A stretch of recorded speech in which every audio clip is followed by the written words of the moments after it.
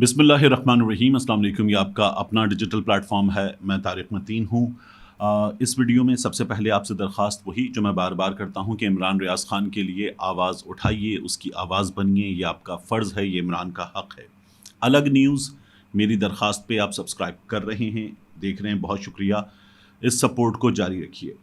इस वीडियो के मौज़ूआत जो थंबनेल पे आपने लिखे हो देखें, कि जनरल आसिम मुनीर साहब से थंबनेल पे आपको ये मुतालबा लिखा हुआ नज़र आया है आर्मी चीफ साहब से कि अपना वादा पूरा करें। इसकी बात करेंगे। इसके अलावा अरशद शरीफ शहीद उनकी अहलिया ने जो एक स्टेटमेंट जारी किया जब उनके वारंट गिरफ्तारी, नाकाबिल ज़मानत वारंट गिरफ्तारी जारी हुई, उसके बाद उस स्टेटमेंट में अहम तरीन निकात हैं, ऐसे कि उनमें से एक एक चीज़ पढ़ने से ताल्लुक़ रखती है, उसकी बात करेंगे। और कातिलों को कवर अप किया जा रहा है अरशद शरीफ शहीद के, इसकी भी बात करेंगे। कुछ अहम तरीन सवालात हैं, वो सवालात पाकिस्तान के सबसे बड़े इदारे ने दिए थे, उन सवालात को भी नज़रअंदाज किया जा रहा है। इसकी बात करेंगे। लेकिन इससे पहले दो बहुत अहम खबरें हैं, इन खबरों की बात कर लें। एक ये कि जो मराकश में ज़लज़ला आया उसमें जाँ बहक होने वालों की तादाद 2000 से तजावुज़ कर गई, 2000 से ज़्यादा बढ़ चुकी है। 3 रोज़ा कौमी सोग का ऐलान किया गया है और ये 6.8 की शिद्दत का ज़लज़ला था। लेकिन जिस तरह के मराकश के हालात हैं, आप देखिए कि हर जगह इस शिद्दत के ज़लज़ले से इतनी तबाही नहीं होती जितनी तबाही यहाँ पर हुई है। तो इसकी रीज़न्स हैं। दूसरा, ये क्विक अपडेट के बाद जो अहम खबर आ रही है, बहुत अहम, दूसरी वो ये है कि G20 समिट में बहुत बड़ी बड़ी डेवलपमेंट्स हुई हैं और BRI बेल्ट रोड इनिशिएटिव, उसके मुकाबले पर G20 समिट में क्या हुआ है इस पर मैं अलग से वीडियो करूँगा। लेकिन सऊदी अरब, अमेरिका, इसके साथ इंडिया और दीगर ममालिक ये एक मुतबादिल तैयार कर रहे हैं। तो ये बहुत अहम खबर है और हमारे यहाँ कुछ बहुत बड़े बड़े दावे किए जा रहे थे, वो दावे क्या हुए, इस पर हमारे लिए सोचने की बात है। अब अरशद शरीफ शहीद की अहलिया के निकात, लेकिन उससे पहले आप याद रखिएगा कि आर्मी चीफ साहब ने, जनरल आसिम मुनीर साहब ने अरशद शरीफ शहीद की वालिदा से AFIC में जब वो ज़ेरे इलाज थी दिल की तकलीफ़ के बायस, armed forces institute of cardiology में, वहाँ जाकर आसिम मुनीर साहब ने उनसे उनकी न सिर्फ ये कि अयादत की थी बल्कि उनसे वादा किया था कि अरशद शरीफ शहीद के अहल खाना को इंसाफ मिलेगा।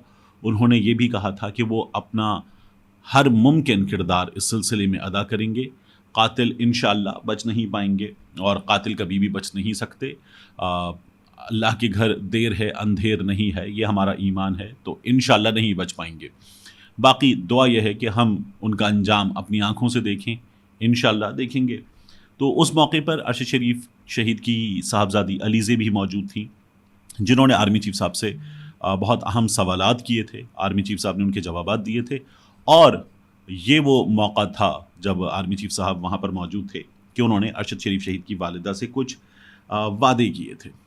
अब जो कल डेवलपमेंट हुई है उसके बाद ये वादे जो हैं वो आर्मी चीफ साहब के सामने इस पूरे ख़ानदान ने दोहराए हैं कि आपने वादे किए थे, इन वादों को पूरा किया जाना चाहिए। अरशद शरीफ शहीद की अहलिया का नाकाबिल ज़मानत वारंट गिरफ्तारी, अरशद शरीफ के प्रोड्यूसर अली उस्मान का नाकाबिल ज़मानत वारंट गिरफ्तारी जारी किया गया जज मजिस्ट्रेट अब्बास शाह साहब की जानिब से। तो अरशद शरीफ शहीद की अहलिया ने उसके बाद कुछ निकात जो हैं, ये जो आप स्टेटमेंट देख रहे हैं, इस स्टेटमेंट की शक्ल में जारी किए। ये अहम तरीन निकात हैं, मैं आपके सामने ये तमाम के तमाम एक एक करके रख देता हूँ। उन्होंने पहली बात तो ये की कि मुझे मीडिया से पता चला कि मेरे नाकाबिल ज़मानत वारंट गिरफ्तारी जारी हो गए हैं उस केस में जिसमें तफ्तीश की जा रही है अरशद शरीफ शहीद की। उन्होंने दूसरा नुक्ता ये उठाया कि मुझे तलबी का इस सिलसिले में किसी उमूमी, किसी खुसूसी ज़रिए से कोई भी नोटिस नहीं मिला। फिर वो ये कहती हैं कि मुझे अफसोस है कि बग़ैर हक़ाइक़ जाने इस मामले के मजिस्ट्रेट साहब ने मेरे वारंट गिरफ्तारी नाकाबिल ज़मानत जारी कर दिए। फिर चौथे नुक्ते में वो ये कहती हैं कि अफसोस है कि अरशद शरीफ शहीद के कातिलों को पकड़ा नहीं जा सका और अब तक कुछ किया भी नहीं जा रहा है इस सिलसिले में। पाँचवें नुक्ते में वो कहती हैं कि इसके बजाय अरशद शरीफ शहीद के ख़ानदान को हिरासां किया जा रहा है। उनका छठा नुक्ता है कि हमारी दरख्वास्त पर अब तक कोई कार्रवाई नहीं हुई बल्कि उस दरख्वास्त को एंटरटेन ही नहीं किया गया। ارشد شریف شہید کی والدہ نے کہا تھا کہ میری ایف آئی آر کیسی ہو، سپریم کورٹ آف پاکستان میں مسٹر جسٹس عمر عطا بندیال اور دیگر جج صاحبان کے سامنے وہ درخواست انہوں نے دی تھی. اس درخواست کو پڑھنے کے بعد شاہ خاور صاحب جو پہلے جج رہ چکے وہ بھی عدالت سے فرار ہو گئے تھے، باقاعدہ دوڑتے ہوئے نکل گئے تھے کہ میں اس درخواست پر آپ کی وکالت نہیں کر سکتا. تو پھر ارشد شریف شہید کے خاندان کو وکیل کے حصول میں بھی مشکلات کا سامنا رہا تھا، اور وہ درخواست پڑھنے کے بعد بندیال صاحب نے باقی ججز کو دی اور کچھ بھی نہیں ہوا اس پر. 7واں نقطہ، ارشد شریف شہید کی اہلیہ سمی ارشد کہتی ہیں کہ پولیس خود مدعی بن گئی، ہماری درخواست تو انٹرٹین نہیں کی گئی، پولیس خود مدعی بن گئی. 8ویں نقطے میں وہ کہتی ہیں پولیس نے وہ حقائق جو ہماری درخواست میں تھے نظر انداز کر دیے. وہ معلومات ان اہلکاروں کے بارے میں تھیں جو ارشد کے قتل میں ارشد شریف کی اہلیہ کے دعوے کے مطابق ملوث تھے، تو پولیس نے وہ تمام چیزیں نظر انداز کر دیں. 9ویں نقطے میں وہ کہتی ہیں پولیس نے ہمارا حق غصب کر لیا، ہم پاکستان کے قانون کے مطابق کارروائی نہیں کر سکتے، ہمارا یہ حق مارا گیا. 10ویں نقطے میں وہ کہتی ہیں اب تک سپریم کورٹ کے سو موٹو کے باوجود بھی کچھ نہیں ہوا ہے.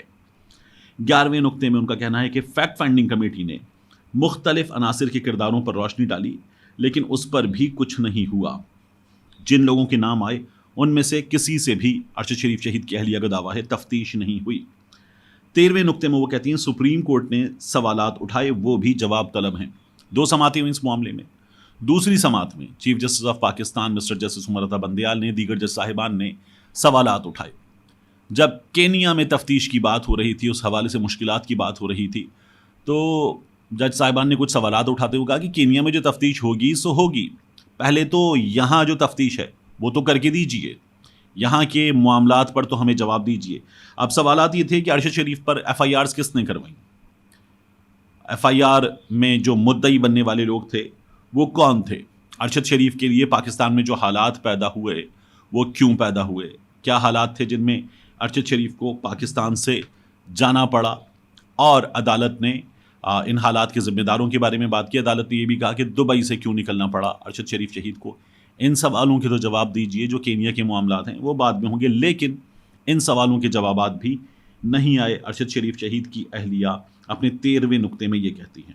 14واں نقطہ ہے سپریم کورٹ نے وفاقی حکومت کو اس کی غیر سنجیدگی پر ذمہ دار بھی نہیں ٹھہرایا. اس کے بعد 15ویں نقطے میں وہ کہتی ہیں سفارتی ذرائع کا استعمال اور دفتر خارجہ کے ذریعے بھی کوئی پیش رفت نہیں ہوئی. قتل کینیا میں ہوا تھا، ہمارا فارن آفس اس سلسلے میں کوئی کردار ارشد شریف شہید کی اہلیہ کے مطابق نہیں ادا کر سکا. پھر اس کے بعد وہ کہتی ہیں یہ بھی نوٹ کیا جائے کہ سابق ایم این اے محسن داوڑ نے بتایا ہے کہ کیسے اسپیکر راجہ پرویز اشرف نے تحقیقات میں روڑے اٹکائے، اور وہ یہ بتاتے ہیں کہ اوپر سے ان پر کوئی پریشر تھا. پھر اس کے بعد 17ویں نقطے میں وہ کہتی ہیں یہ نظر آ رہا ہے کہ ریاست ارشد کے خاندان کو انصاف دینے میں سنجیدہ نہیں ہے. 18ویں نقطے میں وہ کہتی ہیں بلکہ ریاست ذمہ داروں کو تحفظ دیتی نظر آ رہی ہے، کور اپ کیا جا رہا ہے. یہ ارشد شریف شہید کی اہلیہ کا ریاست سے بہت بڑا سوال ہے. 19ویں نقطے میں وہ کہتی ہیں زخموں پر نمک پاشی، کرمنل جوڈیشل سسٹم اب شہید کے خاندان کو ہراساں کر رہا ہے. اور 20واں نقطہ جس پر مجھے بھابھی سے شکایت ہے، انہوں نے کہا کہ بندیال صاحب نوٹس لیں، ارشد شریف شہید اپنی زندگی میں chief justice of Pakistan mister justice Umar Ata Bandial کے نام خط لکھ چکے تھے کہ آپ اس معاملے کا نوٹس لیجئے، میری جان خطرے میں ہے. لیکن بندیال صاحب نے کچھ بھی نہیں کیا. بعد میں کچھ لوگوں نے خبر دی تھی کہ خط بندیال صاحب تک پہنچا نہیں، لیکن پھر پتہ چلا راجہ محسن اعجاز نے بھی، ارشد شریف شہید نے اپنی ویڈیو میں بھی بتایا کہ رجسٹرار نے وہ خط بندیال صاحب کے دفتر تک پہنچا دیا تھا، مگر بندیال صاحب نے اس معاملے میں کچھ بھی نہیں کیا. انتہائی افسوسناک ہے یہ تمام کی تمام صورتحال جس کا اب ارشد شریف شہید کے خاندان کو سامنا ہے.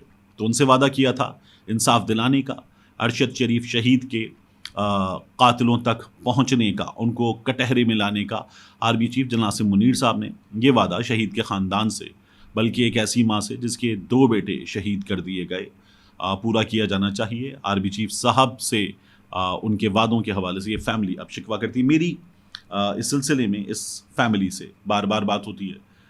ایک تعلق دوستانہ ارشد شریف شہید صاحب کے جو بالکل قریبی ساتھی ہیں ان کے ساتھ ان سے تو معلومات ملتی رہتی ہیں. یہ فیملی ایک کرب سے گزر رہی ہے، اس فیملی کو، ارشد شریف شہید کے انتہائی قریبی لوگوں کو بار بار اس معاملے میں، جو صدیق جان نے ٹویٹر پہ لکھا بھی کہ پیغام صاف ہے، تحقیقات کا مطالبہ چھوڑ دو، اس طرح کی صورتحال کا سامنا رہتا ہے جو اس معاملے میں اتنا ہی انفارچونیٹ ہے جتنا ارشد شریف شہید کا قتل۔